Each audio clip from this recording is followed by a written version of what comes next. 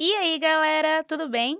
Tá começando mais um episódio do podcast Olhar Regulatório, o podcast oficial da Arsec. E hoje a gente vai saber um pouco mais sobre como surge uma agência de regulação, quais são os seus princípios, qual a relação dela com o governo e tudo mais. Bora lá? Eu sou a Laura Rezende, sou jornalista, sou publicitária e sou apresentadora do Olhar Regulatório. Aproveita que você está ouvindo a gente, já fala o que você está achando, qual o episódio que você mais gostou e já classifique a gente, tá?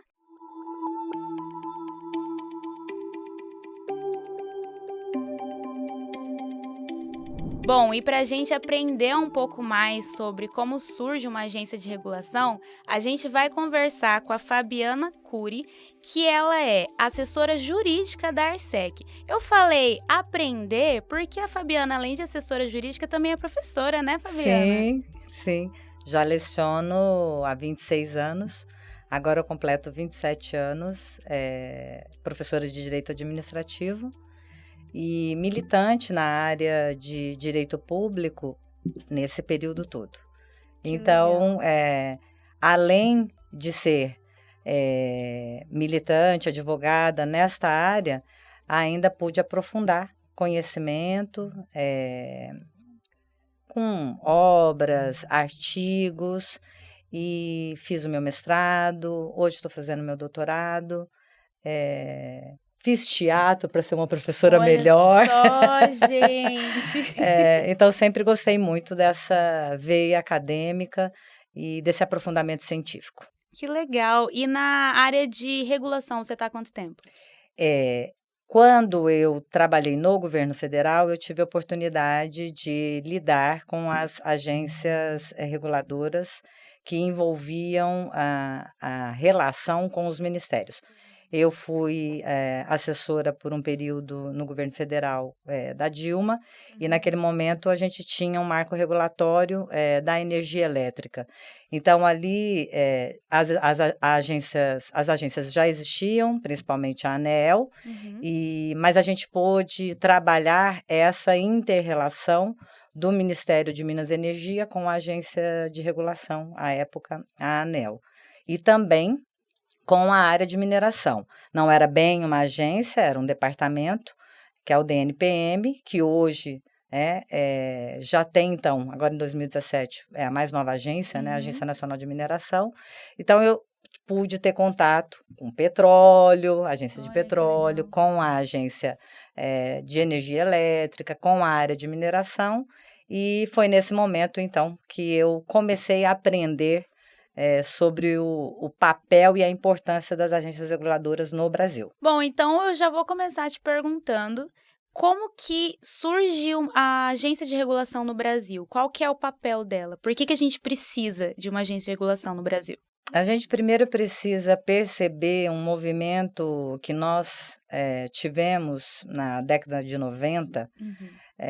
e que foi muito forte com o Collor e que se concretizou com o governo do Fernando Henrique. A origem das agências, a experiência de agências é uma origem muito visceral norte-americana e Uhum. inglesa. Evidentemente, a Europa tem também a sua experiência. E o Brasil, ele sempre é muito, quando há uma nova experiência, ele sempre traz Uhum. essas novidades originadas de outros países. Nós vivíamos, então, uma fase onde as privatizações estavam acontecendo, Uhum. final da era Collor e efetivação mesmo disso com o governo Fernando Henrique, Uhum. e passamos por algumas emendas constitucionais. Nessa política de desestatização, o que significa falar em política de desestatização?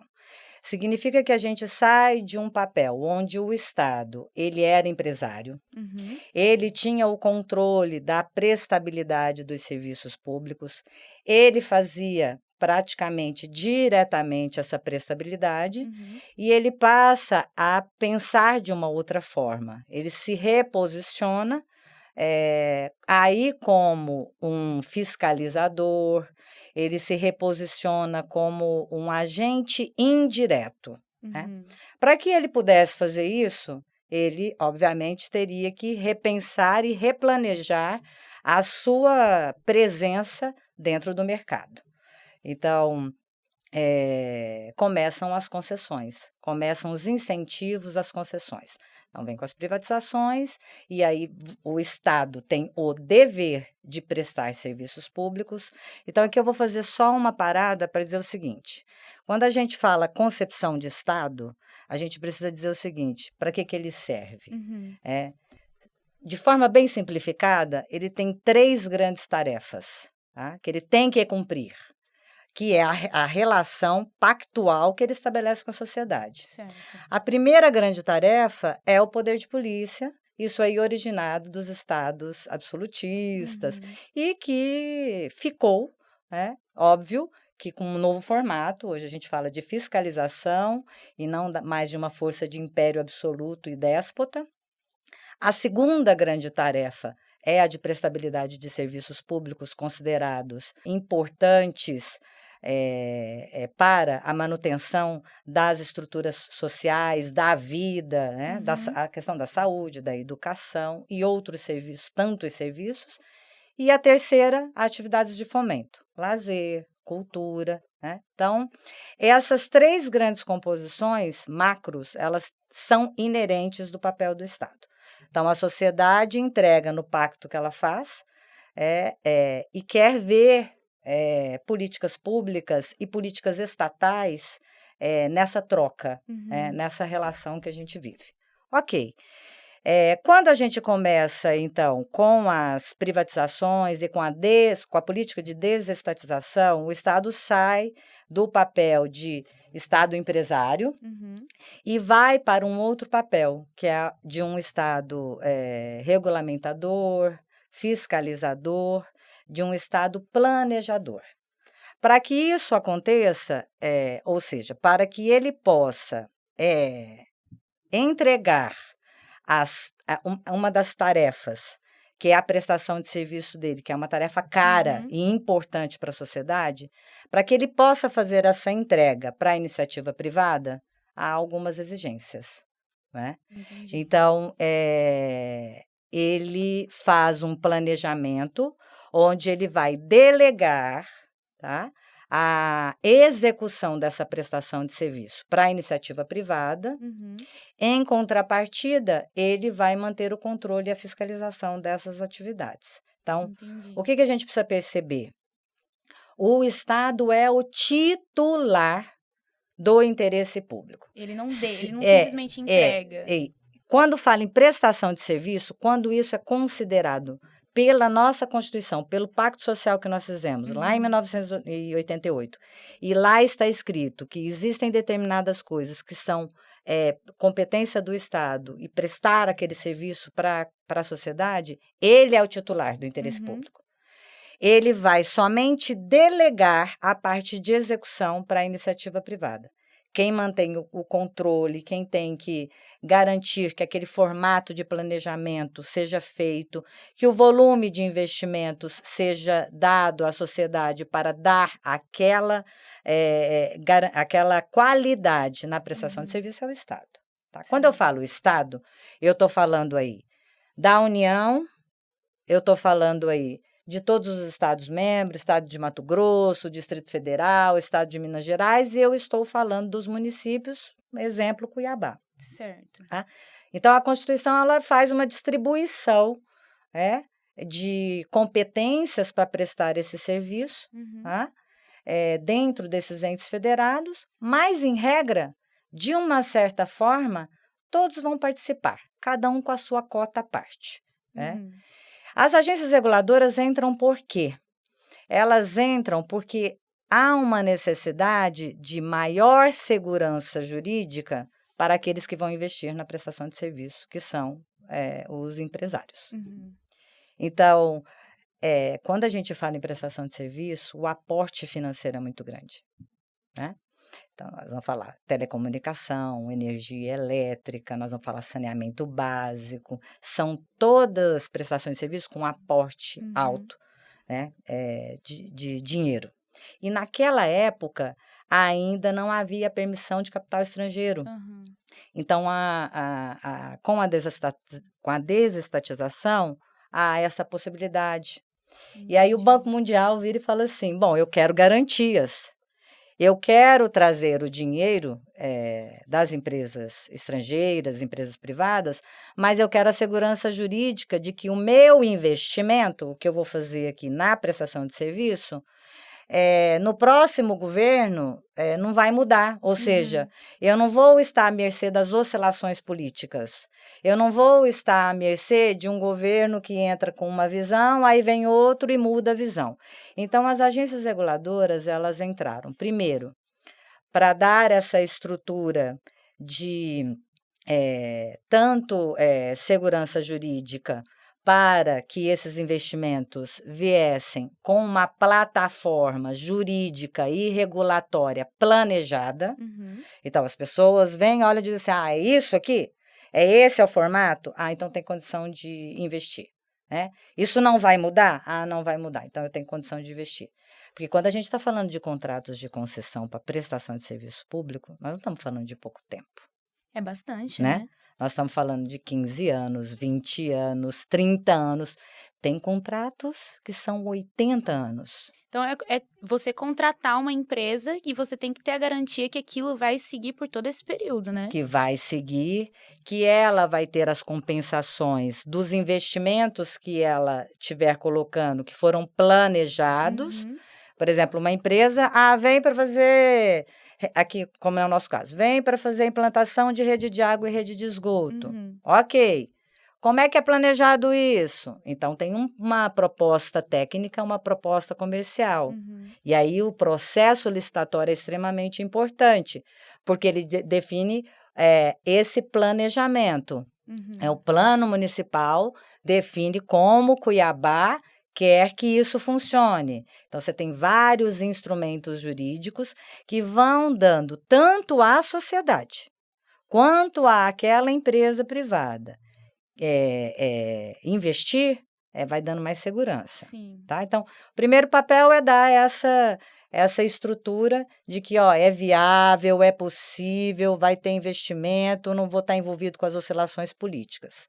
O outro ponto é que é assim, quando você coloca uma empresa privada para prestar um serviço público, você tem que manter direitos e garantias àqueles que utilizam esse sistema. Uhum. E aí somos nós, os usuários.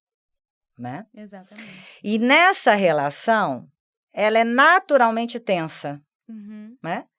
Porque você tem que controlar uma empresa privada que se roga como preposta, na medida em que ela explora um serviço público, ela se roga como preposta do Estado, como preposta de um município, como preposta de um Estado-membro. Então, ela ali naquela execução, ela está executando uma prestação de serviço público de interesse público. Algo que seria feito pelo Estado. Isso. Então, pensa que na cabeça dela, eu estou aqui para lucro. Não, querido, você está aqui prestando um serviço que é público, então, é interesse público. Uhum. Quem vai ficar puxando essa corda, mediando essa relação tensa, trazendo à mesa para colocar os pingos nos is, quando necessário, é a agência reguladora. Porque ela foi criada com um papel altamente, uma capacidade, a gente diz, né? Uma capacidade altamente administrativa. Uhum. Altamente significa técnica, preocupada não com as questões das oscilações políticas, com quem entra, com quem sai, com o que se quer, com o que se não quer investir mais nisso, não quer investir mais naquilo, não, porque o contrato de concessão já estabelece o planejamento para aquela política pública, então já define como entrega do Estado, né? E ela vai ficar militando, observando, vigiando, fortalecendo essa relação entre usuários e o prestador, o concessionário, o prestador de serviço público. Ela tá no meio das duas pontas, né? De quem tá, da empresa Quem que tá está prestando prestando, esse serviço e o Estado, que foi quem fez lá no início o que precisava ser feito, né? e Garantindo esses dois esses dois contrapontos. contrapontos, e mais um. E aí vem o poder público. Ah, Aí vem uma verdade. prefeitura, aí vem um estado de Mato Grosso, aí vem o poder público que a gente chama, Uhum. né? Doutrinariamente a gente chama de poder concedente. Além dessas duas pontes, né, de fazer esses dois contrapontos, de manter a observação, ela ainda tem que observar e estabelecer a relação com o poder concedente, que é aquele primariamente titular daquela prestação de interesse público, Seria o assim, município, por exemplo. o município. Que, na verdade, quem tem o dever de prestar? O Estado. Isso. E aí, no nosso caso aqui, o município. Né? Vamos falar assim, o município de Cuiabá, pela Constituição, tem o dever de prestar saneamento básico de qualidade para a sociedade cuiabana. Uhum. Ok? Certo. Ele tem. É primário dele. Ele delega, por meio de uma concessão, Uhum. que é feita através de uma licitação, a uma empresa privada. Automaticamente cria, né, para isso, para manter essa relação, uma agência reguladora que ele vai outorgar, a gente fala outorgar, que é uma palavra técnica, mas é para dizer o seguinte, ó agência reguladora, você está aí para cuidar do interesse público, é você que vai ficar olhando o interesse público. Eu estou aqui, sou poder público, mas você vai ficar olhando o interesse público nessa relação contratual. Uhum. Então, o seu olhar por interesse público é assim, eu fiz o contrato, tá? Então, a Prefeitura de Cuiabá, eu fiz o contrato. O contrato está aí. Você cuida desse contrato, porque nesse contrato está embutido o interesse público aí. Defende esse contrato, porque ele está embutido o interesse público. Sim, entendi. E aí, a agência reguladora pega aquele contrato, pega as normas regulamentares, as normas reguladoras, e aí vai para esse campo, né? De cuidar da relação com o usuário e de cuidar da relação com a concessionária. Porque também a gente não pode esquecer de uma coisa. Uhum. Manter a segurança jurídica para que o investidor, a empresa privada, mantenha o planejamento de investimentos é importante, Uhum. mas não é a única coisa. Nesse planejamento e durante a execução da prestação de serviço, ela tem que manter a qualidade do Sim. serviço.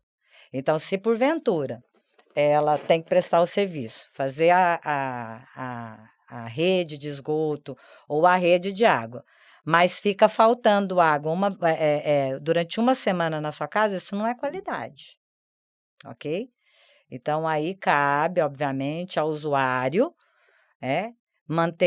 garantir o seu direito, buscando a agência reguladora. Então, a agência reguladora, ela tem que estar plugada, ligada, interligada ao usuário, para que o usuário se sinta confortável em buscá-la quando ele não tem uma entrega adequada na ponta. Tá? Entendi. Assim também como o transporte coletivo, assim também como outras prestações. A gente tem ouvido bastante que a agência reguladora tem que ser responsiva. O que isso quer dizer? Significa responder às suas demandas e às necessidades daquilo que chega até ela. Uhum. O que a gente percebe? Tem uma cultura muito grande de querer que a agência reguladora multe. Uhum. Ah, multa, multa, multa. Então, por exemplo, a gente recebe ligações na ouvidoria. Mas vocês já multaram? Querem que multem a empresa. A empresa. Ela não mandou água para minha casa, vocês já multaram? Uhum. Ter uma postura responsiva significa resolver o problema do usuário. Entendi. Multar é uma punição, uma penalização. Evidente que nós cumprimos esse papel, mas não necessariamente. Sempre que falte água, eu vou multar. Não é nem sempre que falte água. Não necessariamente multar significa entregar o serviço de qualidade, que é o que precisa ser Entendi. feito. Resolver o problema. Resolver que o precisa ser problema feito. do usuário. Então, o trabalho responsivo é responder à necessidade do usuário naquele momento. Se porventura, nesse processo, Uhum. Na hora que a agência chama a concessionária e fala, olha, vai prestar o serviço, né? Vai entregar o caminhão-pipa na casa do usuário. E, porventura, ele não entrega no tempo devido, aí sim, aí abre esse processo administrativo sancionador para alcançar, ao final, uma possível multa. Mas ser responsivo é responder ao problema do usuário na hora que o problema existe. Entendi. É dar a resposta de maneira mais rápida. Entendi. Né? Esse é o nosso papel. Faltou água, é voltar essa água na torneira Exatamente. do usuário. Tá com má qualidade, teve recalque na obra, na frente da sua casa, tem uma vala. Então, se foi derivado da obra, da rede de esgoto, tentar resolver o problema de maneira imediata. E me explica um pouco como que é a relação das agências com o governo em si? Quando as agências elas foram criadas, evidentemente elas surgiram por conta de uma decisão política e a administração pública direta, né, cria pessoas jurídicas distintas a ela com capacidades legais. Então, você cria uma lei. Nessa lei, você estabelece quais são as competências, quais são as capacidades, quais são os deveres, como vai funcionar uma agência reguladora. E essa agência toma um corpo próprio, tá? Tem um CNPJ próprio. Na administração pública direta, a relação do prefeito, por exemplo, com os seus secretários é chamada relação de hierarquia. Então, o comando do prefeito é um comando direto. A hora que ele chega numa reunião com os seus secretários e dá um comando direto, eu não quero que esse programa seja lançado agora por conta disso, disso e disso, não vai lançar. Eu quero que esse programa seja lançado, já está pronto para lançar, então vai lançar. Quando ele cria uma pessoa jurídica distinta, a relação, a gente chama isso, não é de uma relação hierarquizada, é de uma relação de supervisão. Essa relação de supervisão significa dizer que a lei vai estabelecer qual será o vínculo entre a administração pública central e a descentralizada, que é a agência reguladora, no caso que a gente está falando. Então, os elos de ligação são vinculados à lei. Doutrinariamente, quais são eles? Elos institucionais, né? Por exemplo, de indicação de quem serão os diretores, com sabatina do Poder Legislativo, né? Elos técnicos, por exemplo, na relação com o transporte coletivo, a gente tem competência de fazer todo o levantamento da questão tarifária, definir o valor do reajuste tarifário por conta do contrato de concessão e entregar ao poder concedente que vai fazer a publicação, a divulgação. Vamos supor que o poder concedente vire e fale assim, não quero que o valor da tarifa seja de R$8, né? Eu quero que o valor da tarifa seja de R$4. Ele pode? Ele pode. Ele vai subsidiar o resto, né? Mas ele pode. Então, essas formas de relação entre o poder executivo, o município e a agência reguladora, elas são controladas pela lei, tá? Mas são relações institucionais, são relações, digamos o seguinte, sempre republicanas, né? Uma agência reguladora, para se formatar como agência reguladora, ela tem que ter uma coisa crucial para a existência dela.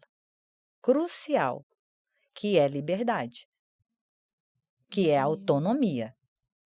Se ela não tiver essa condição estruturante de validade, de legitimidade, ela perde muito da sua capacidade, da sua função. Porque, no fundo, o que garante que ela não vai estar frente às oscilações políticas, né, é essa autonomia de que o mandato dos diretores, por exemplo, ele não é de exoneração a qualquer momento que o Poder Executivo queira, o chefe do Poder Executivo queira, ele tem Que tudo mandato possa mudar a certo, qualquer né? momento, não, isso não vai acontecer. Tem independência financeira, então não vai passar por contingenciamentos. Uhum. Estamos sofrendo isso agora, agora frequentemente, agora recente, o contingenciamento nas universidades. Aham. Esse tipo de oscilação não pode afetar uma agência na natureza jurídica dela, na formação doutrinária dela. Não estou dizendo que não existem agências que passem por isso em administrações diversas, né? Historicamente, a gente vem vendo aí no Brasil uma tentativa de interferências de todos os níveis. Mas aqueles que são apaixonados por direito regulatório e sabem da importância da regulação, Uhum. lutam com garras, unhas e dentes para manter essa noção de liberdade, autonomia e independência. E essa liberdade, autonomia e independência passa pela autonomia política, pela autonomia institucional, pela autonomia financeira, que é um tripé importantíssimo para garantir essa tecnicidade, essa alta tecnicidade de uma agência reguladora. Entendi. E sobre o novo marco regulatório, Fabi, o que que ele é e o que que significa existir um novo marco regulatório? Aqui a gente está falando do novo marco regulatório do saneamento básico, Sim. tá? Eu não sei se vocês são dessa época, mas eu sou uma pessoa mais velha. E lá nos meus 13, 14, 15 anos, eu ouvia isso muito. Sempre gostei muito de política, sempre fui muito envolvida com essas questões e ouvia demais as pessoas dizendo: ninguém vai investir em água e esgoto, porque fica embaixo, fica no subsolo, fica embaixo, ninguém vê, né? Então ninguém vai querer investir nisso. E realmente. Então, o saneamento básico, como prestação de um serviço público de entrega para a Uhum. sociedade, ele foi sendo construído como uma política necessária, e aí uma política de Estado necessária, e não só uma política de governo, ou seja, aquele governo que quisesse investir, investia, de uns tempos para cá, né, de uns anos para cá. E aí se torna, quando a gente fala marco regulatório, significa dizer assim, ó, a União, Uhum. enquanto força maior, aquela que defende o interesse nacional, porque a gente tem que saber que as prestações de serviço, elas foram divididas em nome de interesse nacional fica com a União, interesse Uhum. regional fica com os estados, interesse local fica com o município, tá? Certo. Então, quando a União fala assim, olha, vou estabelecer aqui uma linha para os entes, e cria uma disposição jurídico-legal com mais robustez, Uhum. e isso traz maior garantia para aqueles investimentos que a gente estava falando. Aham. Então, o marco regulatório, hoje, a importância dele inicial é trazer esses investimentos para o saneamento básico, Entendi. para a execução dessa prestação de serviço com eficiência. E a segunda grande questão do marco regulatório é garantir a universalização da prestação de serviço de saneamento básico até 2033. Garantir universalização significa dizer: olha, municípios, vocês devem me dar um percentual de que 90% da população está recebendo rede pública de esgoto e 99% da população está sendo abastecida por água potável, né? Então, esse é o grande elan do marco regulatório, do saneamento básico. Eu gostei que você falou da universalidade, porque como que o novo marco regulatório ele vai estimular os municípios a buscarem a universalização? O que o novo marco regulatório fez? Ele estabeleceu datas, né, para que você alcance essa universalização, Uhum. tá? Estabeleceu paradigmas legais. Então, Tem que fazer. Os municípios que não fizeram ainda contrato de concessão, tem que fazer, né? Os municípios, os contratos de concessão que foram feitos, a União fala assim, ó, o município manda para mim a capacidade econômico-financeira para eu verificar a viabilidade econômico-financeira desses contratos.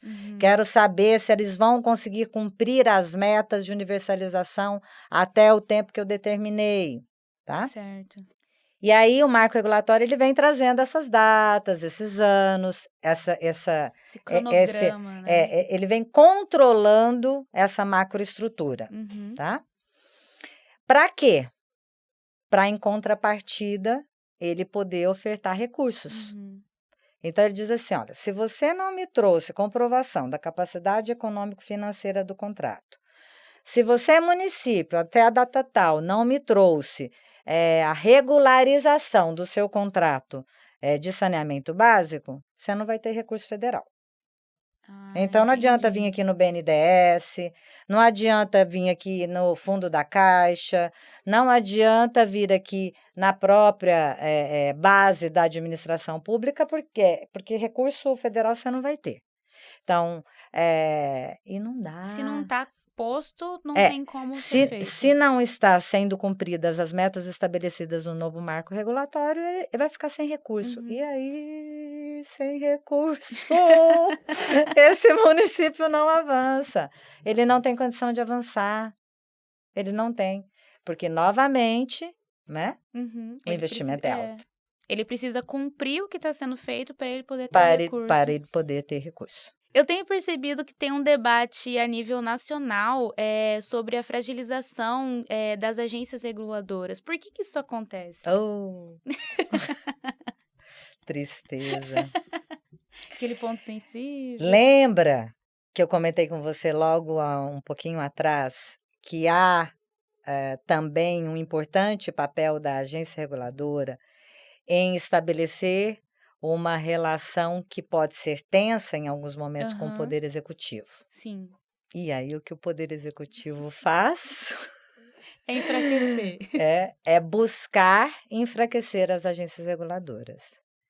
Porque, novamente, elas são técnicas, tá? Elas têm esse perfil técnico. Então, quando você vai para um enfrentamento onde você tem que levar um conforto e uma segurança para o usuário, onde você tem que levar a segurança jurídica para os investidores e, por vezes, você tem que criticar algumas posturas do próprio Poder Executivo, nenhum chefe do Poder Executivo vai desejar e vai ouvir isso e ficar calado, né? Por isso que é importante, quando ocorre o mandato daqueles que dirigem uma agência reguladora, ela acontecer independente, não só assim, óbvio, vai ter indicação do Poder Executivo, mas passar pela sabatina do Poder Legislativo e ele ter mandato fixo. Então, você vai ficar naquele tempo, né? Se eu, enquanto governador, ou eu, enquanto presidente, ou eu, enquanto prefeito, sair, você vai continuar. E destacar que a agência reguladora ela tem competência de Estado e não competência de governo. Mas por que, respondendo mais diretamente, porque não cumpre exatamente aquilo que o governo às vezes quer. Né? Nós passamos por uma crise de pandemia, vivenciamos, experimentamos isso com a Anvisa, que em determinado momento teve que se posicionar, contrária às manifestações e ao posicionamento do chefe do Poder Executivo Federal, da União, e, consequentemente, sofreu retaliação. O problema hoje é que as agências nacionais, e aí eu tiro a nossa, tá? A nossa é uma agência municipal, a relação com o poder concedente, com o poder público, com o chefe do Poder Executivo, com o prefeito, então, é uma relação extremamente republicana, respeitosa, então ele, inclusive, nos deixa muito confortáveis tecnicamente para a tomada de decisões que são de competência da agência, sem interferir. Mas, por outro lado, nas agências nacionais a gente percebe uma fragilização e uma interferência, principalmente, de contingenciamento, ou seja, tentativa de sucateamento e esvaziamento das agências reguladoras. E aí a ABAR, né, que é uma associação que reúne todas essas agências, inclusive as municipais, está aí também se colocando, a Agência Municipal de Regulação de Serviços Públicos Delegados, a ARSEC, faz parte da ABAR e junto com a ABAR a gente vem se posicionando, tanto no ambiente nacional quanto nos ambientes estaduais, né, para a manutenção e o fortalecimento dessa independência, dessa autonomia, que é importantíssimo para garantir essa entrega da prestação de serviço com qualidade àquele que está na ponta, que é o cidadão. Sim. É ele que mais importa. Né? É ele que mais importa. Então, ter uma agência de regulação forte significa ter um interesse público forte e significa ter uma entrega social de prestação de serviço forte. Entendi.